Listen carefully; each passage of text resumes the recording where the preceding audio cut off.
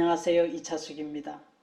오늘은 그림책의 가장 본질적 특성 한 가지를 말씀드리겠습니다. 그림책은 글과 그림이 만나 이루어진 진정한 이야기책이라는 것입니다.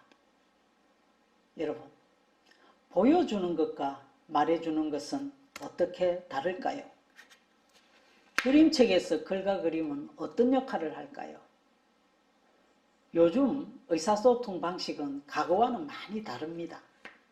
20세기가 되기 전만 해도 의사소통은 주로 말과 글로 했지요. 그러나 1960년대부터 의사소통 방식은 크게 달라집니다. 의사소통을 위해 이미지를 활용하기 시작했지요. 시각문식성이라는 말도 이때부터 사용되기 시작했습니다. 시각문식성이란 이미지를 활용하여 의사소통을 할 줄 아는 능력을 말합니다. 즉, 이때부터 말과 글뿐만 아니라 시각적 이미지가 의사소통의 적극적 도구가 되기 시작했다는 뜻입니다. 과거의 책들은 글의 그림이 보태어지는 형식이었지요. 글의 그림을 보태는 것은 글을 읽을 때 독자가 혹시라도 놓친 의미에 관심을 돌리게 하려는 목적 정도로 사용되었지요.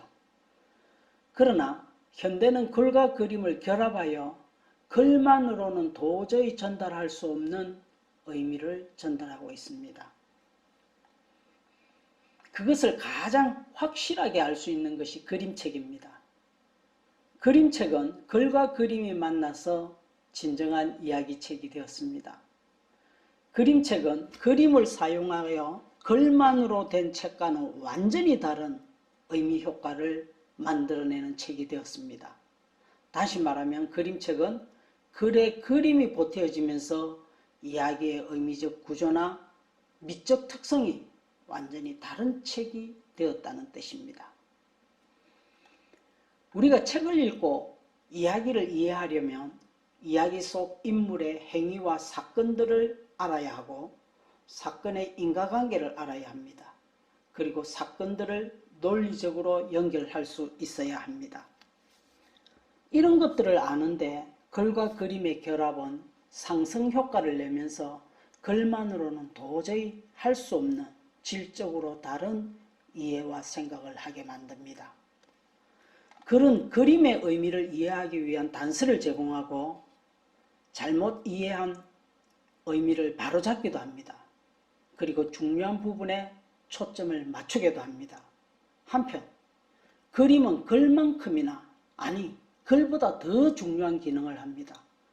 그림은 그 어디에서도 본 적이 없는 것들에 대한 이미지를 제공하므로 상상을 더하게 만듭니다. 또 글에서 볼 수 없는 사실, 사건들의 숨은 의미를 상징적으로 보여줍니다.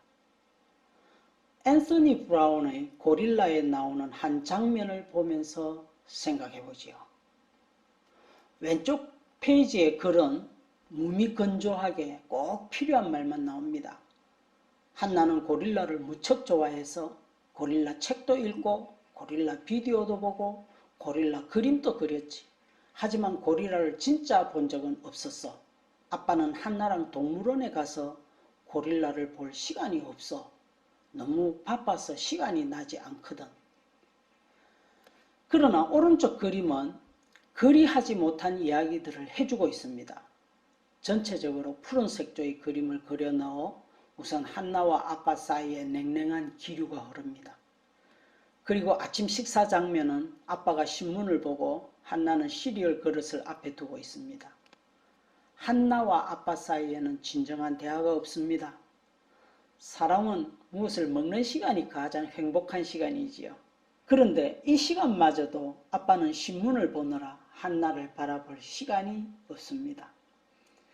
진정한 대화는 서로의 마음을 알아야 가능합니다.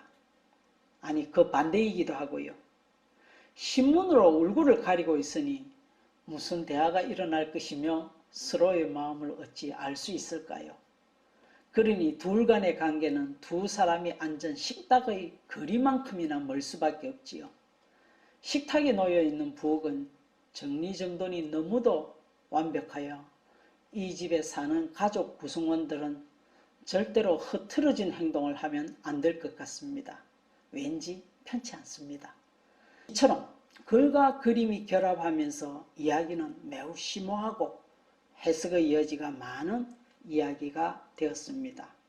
글은 아빠가 바빠서 함께 동물원에 갈 수 없다는 이야기를 할 뿐이지만 그림이 보태어지면서 이야기는 한나의 마음 상태, 한나와 아빠의 심적 거리, 이 가족의 생활 방식, 엄마의 존재 여부, 많은 것들을 상상하게 만듭니다.